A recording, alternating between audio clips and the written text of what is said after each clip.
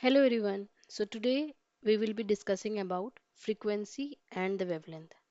देखो last session में हमने बात करी थी आपके फोटॉन्स के एबीसी के बारे में। यहाँ पे हम लोग फोटॉन्स के फ्रीक्वेंसी और वेवलेंथ के बारे में चर्चा करेंगे।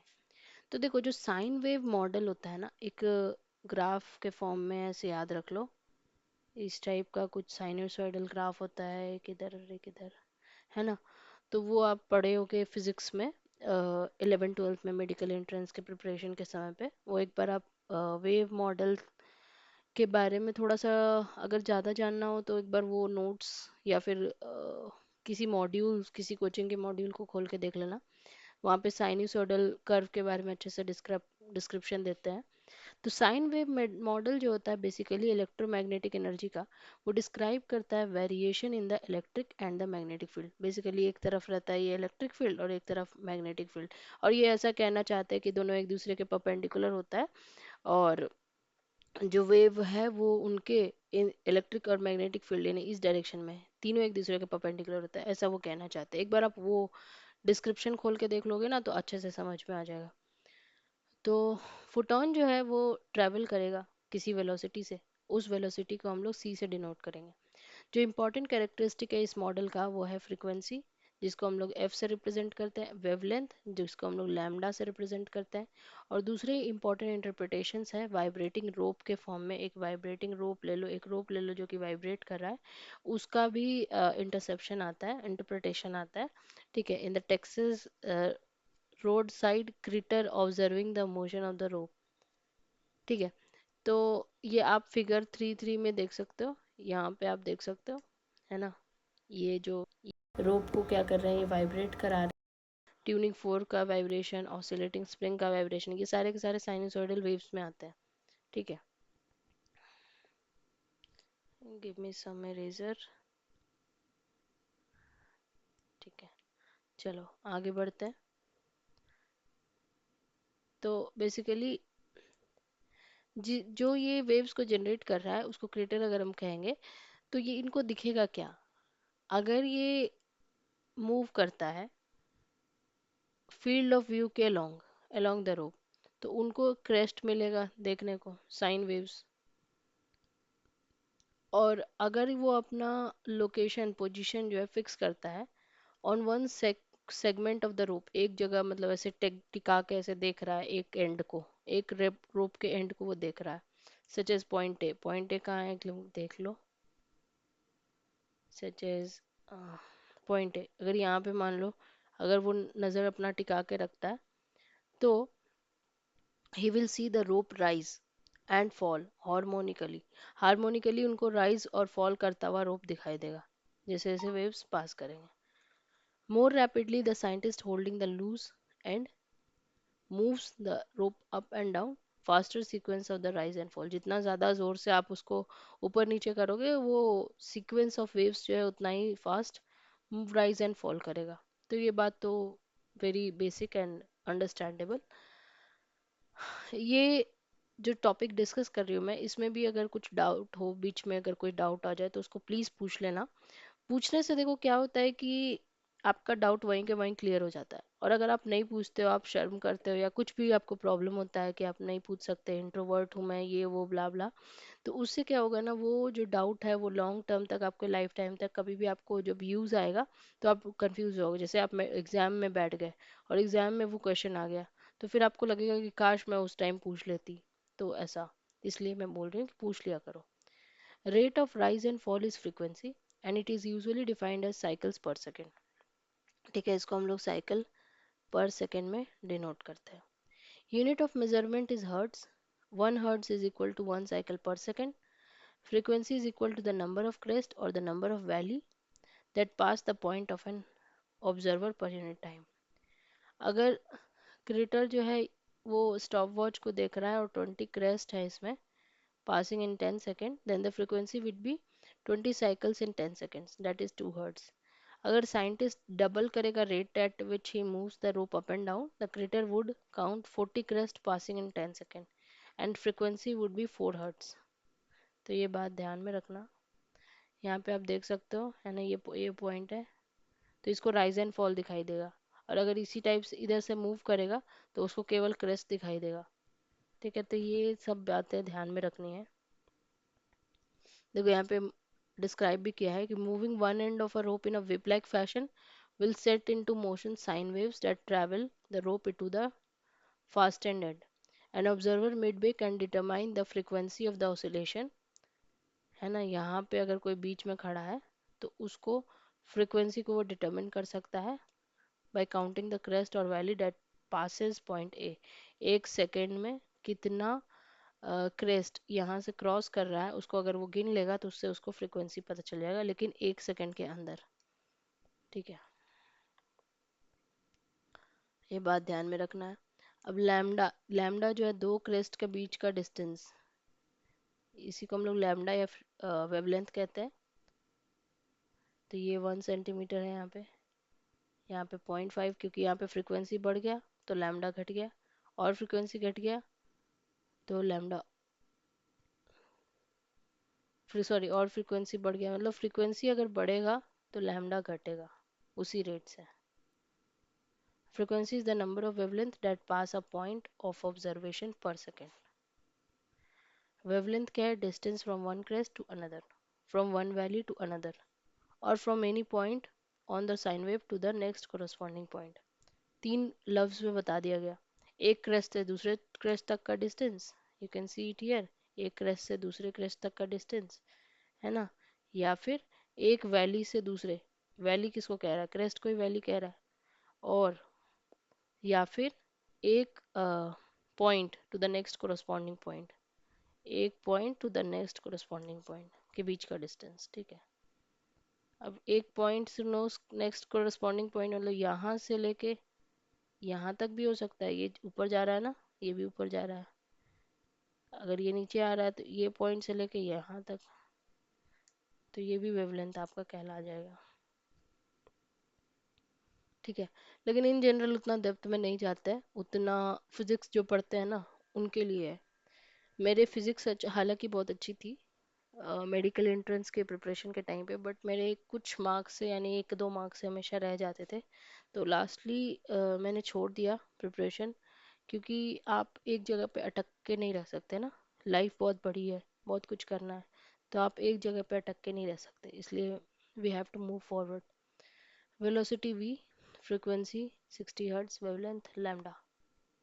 यहाँ पे देखो velocity half v, frequency 30 hertz. तो देखो वेलोसिटी v थी तो फ्रीक्वेंसी 60 थी, लेकिन फ्रीक्वेंसी जब वेलोसिटी हाफ हो गई तो फ्रीक्वेंसी भी हाफ हो गई। इसका मतलब velocity is directly proportional to new.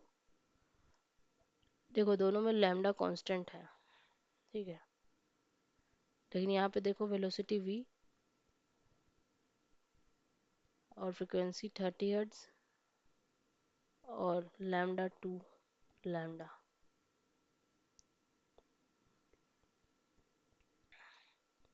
तो रिलेशनशिप दिखा रहा है वेलोसिटी और, देखो अगर वेलोसिटी आपका v रखोगे, डबल करोगे वेलोसिटी को, तो वेवलेंथ भी क्या हो जाएगा? डबल हो जाएगा। अगर वेलोसिटी को हाफ करोगे तो फ्रीक्वेंसी क्या हो जाएगा? हाफ हो जाएगा। मतलब बेसिकली जो वैल्यू होता है वो होता है न्यू लैम्डा, यानी वेलोसिटी के डायरेक्ट प्रोपोर्शन न्यू होता है और वेलोसिटी के डायरेक्ट प्रोपोर्शन लैम्डा भी होता है। तो ये बात याद रखना।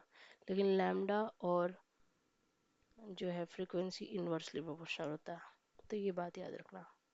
आगे बढ़ते हैं हम लोग। देखो तीन वेव पैरामीटर है, वेलोसिटी, फ्रीक्वेंसी और वेवलेंथ। इन तीनों को हम लोग को चाहिए कि हम लोग जब भी इलेक्ट्रोमैग्नेटिक एनर्जी को डिस्क्राइब कर रहे हैं, हम लोग तीनों को चाहिए, तीनों को ही हम लोगों को चाहिए। तो रिलेशनशिप जो होता है एक दूसरे में कैसा होता है कि किसी एक को भी आप इफेक्ट करोगे तो दूसरे की वैल्यू चेंज हो जाएगी। अगर आप वेलोसिटी को कांस्टेंट रख रहे हो, मान लो एक रेडियोलॉजिक टेक्नोलॉजिस्ट है, ये हमारे पोस्ट का एक्चुअल नेम है देखो, और हमारे को इंडिया में ऐसे टेक्नीशियन टेक्नीशियन मैक्सिमम हॉस्पिटल्स में बुलाते हैं, जबकि नोमेनक्लेचर चेंज हो चुका है, लेकिन मैक्सिमम लोगों को पता ही नहीं है। और बोलना नहीं चाहिए, but nomenclature is radiologic technologist, ये बात याद रखना। तो हाँ, कभी भी आपको कोई टेक्नीशियन टेक्नीशियन बुलाए तो ये बात याद रखना, उनको समझाना कि हमारा नोमेनक्लेचर जो है रेडियोलॉजिक टेक्नोलॉजिस्ट है। ठीक है। Is position to observe the flight of the sine wave, arrows to determine their frequency.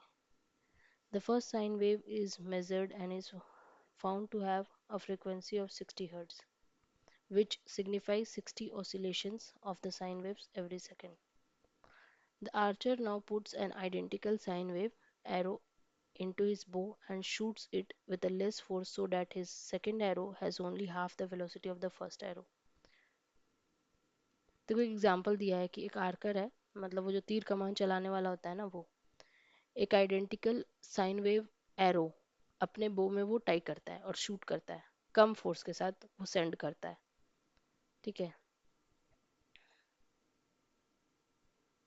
ये वाला थोड़ा सा आप खुद से अपना डिस्कस कर लेना, या फिर मैं नेक्स्ट सेशन में डिस्कस कर लूँगी।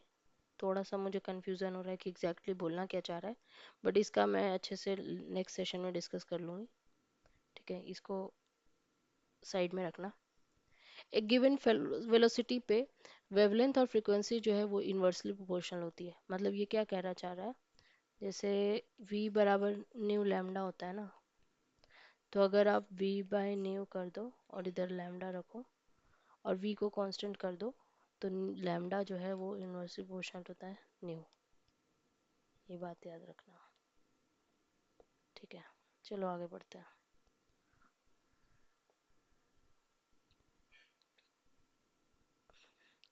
देखो यही चीज़ यहाँ पे लिख दी, क्या है, कितनी बार हम लोग पढ़ लिए, अब तो याद हो गया होगा। तो वेव इक्वेशन जो होता है ना, वो दोनों के लिए यूज़ होता है, साउंड के लिए भी और इलेक्ट्रोमैग्नेटिक एनर्जी के लिए भी। लेकिन हम लोग को एक बात ध्यान में रखनी है कि जो साउंड वेव होता है वो बहुत ही अलग होता है फ्रॉम इलेक्ट्रोमैग्नेटिक फोटॉन्स के कंपेयर में। जो सोर्स होता है साउंड का वो अलग होता है, और ये अलग तरीके से प्रोपोगेट किया जाता है, इनकी वेलोसिटी बहुत अलग होती है। ठीक है। और वेलोसिटी जो होती है साउंड की वो डिपेंड करती है किस मीडियम से वो पास कर रहा है। और साउंड कभी भी वैक्यूम से ट्रैवल नहीं कर सकता, जबकि इलेक्ट्रोमैग्नेटिक एनर्जी कर सकता है। अब देखो यहाँ पे क्वेश्चन दिया है कि वेलोसिटी दे दिया है आपको, ठीक है, v दे दिया है, फ्रीक्वेंसी दे दिया है, आपको वेवलेंथ निकालना है, तो बस ये फॉर्मूला पे पुट करो और आंसर आपका आ जाएगा, है ना। बस आपको यहाँ पे चेंज करना पड़ेगा, मतलब जैसे 1 किलो हर्ट्ज दे रखा है ना, तो हर्ट्ज में चेंज करना पड़ेगा, क्योंकि हर्ट्ज 1 हर्ट्ज क्या होता है, 1 साइकिल पर सेकेंड। तो ये सही है। तो किलो में कितना हो जाएगा, 10 पावर 3, और यहाँ पे 1 0 है तो 10 पावर 4 कर दिया। तो वो चेंज कर लेना आप लोग, पैरामीटर्स बराबर होंगे तभी तो आंसर बराबर आएगा ना। दो अलग अलग पैरामीटर को आप डिवाइड या मल्टीप्लाई या प्लस नहीं कर सकते।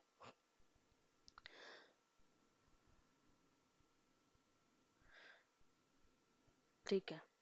तो जब भी आप किसी भी इलेक्ट्रोमैग्नेटिक एनर्जी के क्वेश्चन को बना रहे होगे तो हर जगह आप सेम वेलोसिटी डाल सकते हो, दैट इज 3 × 10⁸मीटर पर सेकेंड। सेम ही एनर्जी होती है, सेम ही वेलोसिटी होती है सबकी। और जो फ्रीक्वेंसी और वेवलेंथ का जो प्रोडक्ट होता है वो हमेशा velocity of light for electromagnetic energy के बराबर होता है।